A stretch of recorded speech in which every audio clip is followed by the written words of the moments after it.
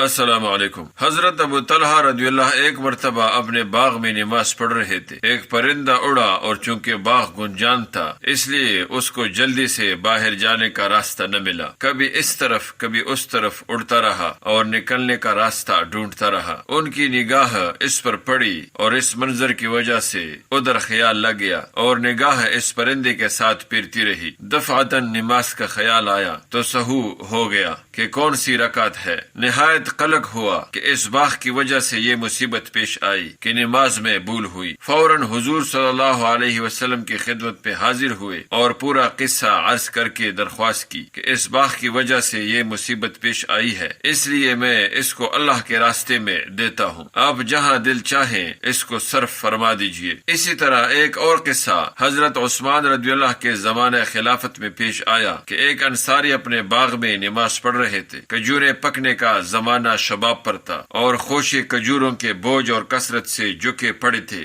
نگاہ خوشوں پر پڑی اور کھجوروں سے بڑے ہونے کی وجہ سے بہت ہی اچھے معلوم ہوئے۔ خیال ادھر لگ گیا جس کی وجہ سے یہ بھی یاد نہ رہا کہ کتنے رکعتیں ہوئی۔ اس کے رنج اور صدمے کا ایسا غلبہ ہوا کہ اس کی وجہ سے یہ ٹھان لی کہ اس باغ ہی کو اب نہیں رکھنا جس کی وجہ سے یہ مصیبت پیش آئی۔ چنانچہ حضرت عثمان رضی اللہ کی خدمت میں حاضر ہوئے اور آ کر عرض کیا، خرچ کرنا چاہتا ہوں، اس کو جو چاہے کیجیے۔ انہوں نے اس باغ کو 50,000 میں فروخت کر کے اس کی قیمت دینی کاموں میں خرچ فرما دی۔ دوستو، حضرت عبداللہ بن عباس رضی اللہ کی آنکھ میں جب پانی اتر آیا تو آنکھ بنانے والے حاضر خدمت ہوئے اور عرض کیا کہ اجازت ہو تو ہم آنکھ بنا دیں، لیکن 5 دن تک آپ کو احتیاط کرنا پڑے گی کہ سجدہ بجائے زمین کے کسی اونچی لکڑی پر کرنا ہوگا۔ انہوں نے فرمایا، یہ ہرگز نہیں ہو سکتا، واللہ ایک رکعت بھی مجھے اس طرح پڑھنا منظور نہیں۔ حضور صلی اللہ علیہ وسلم کا ارشاد مجھے معلوم ہے کہ جو شخص ایک نماز بھی جان کر چھوڑے وہ حق تعالی شانہ سے اس طرح ملے گا کہ حق سبحانہ و تقدس اس پر ناراض ہوں گے۔ دوستو، اللہ رب العالمین ہمیں